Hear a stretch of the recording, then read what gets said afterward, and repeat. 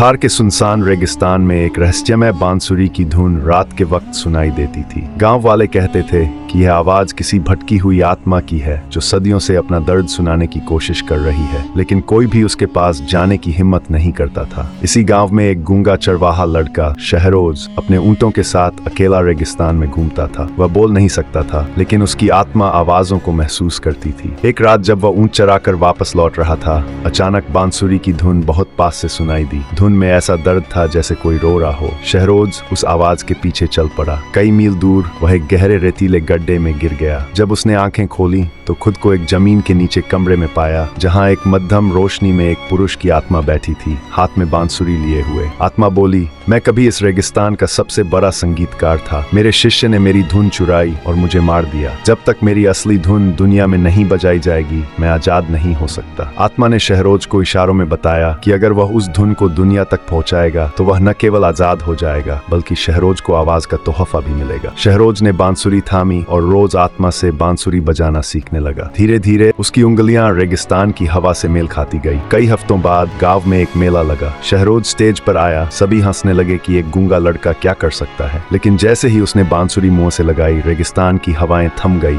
रेत रुक गई और धुन हर दिल को छूने लगी। वही भटकी हुई धुन फिर से जिंदा हो गई। धुन खत्म होने के बाद शहरोज की आंखों से आंसू बहने लगे और पहली बार उसके होठों से शब्द निकले, ये मेरी नहीं, रेगिस्तान की आवाज है।